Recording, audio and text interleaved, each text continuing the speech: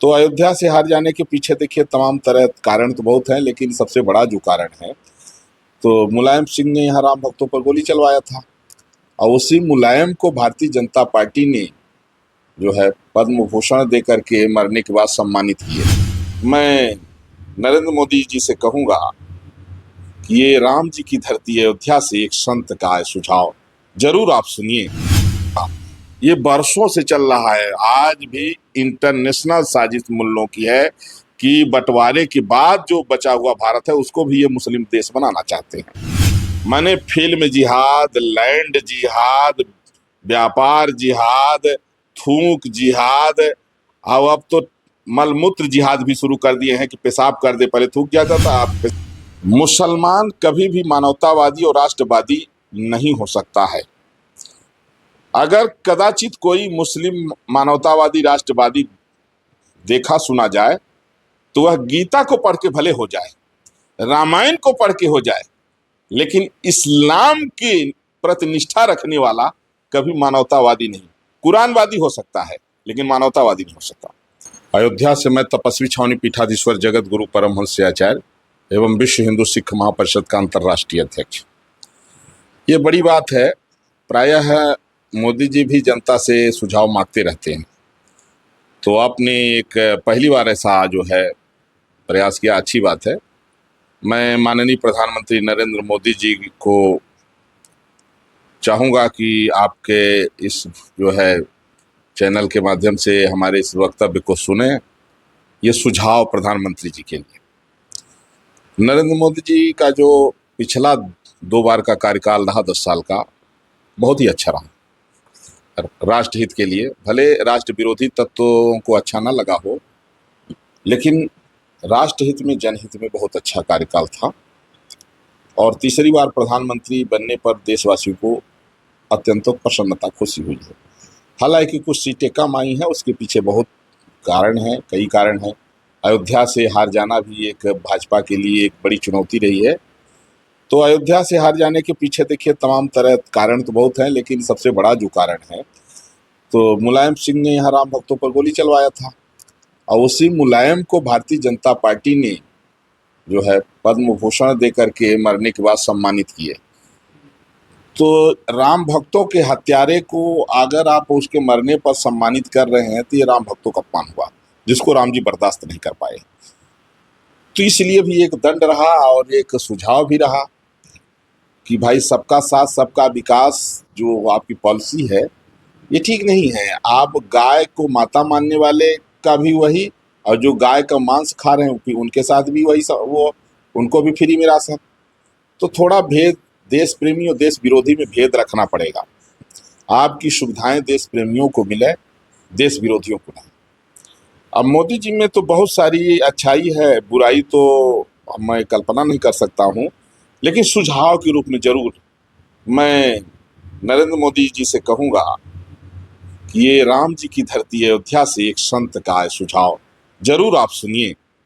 जो काम आप आज कर सकते हैं वो कल पर मत टालिए। 10 साल का पूर्ण बहुमत की जो सरकार आपको जनता ने दिया था, आप चाहते तो जनसंख्या नियंत्रण कानून लागू कर सकते थे, 2 बच्चों की नीति।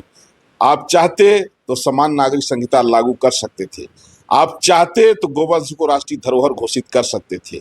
आप चाहते तो रामचरितमानस को राष्ट्रीय ग्रंथ घोषित कर सकते थे। और आप चाहते तो भारत को संवैधानिक रूप से हिंदू राष्ट्र भी घोषित कर सकते थे।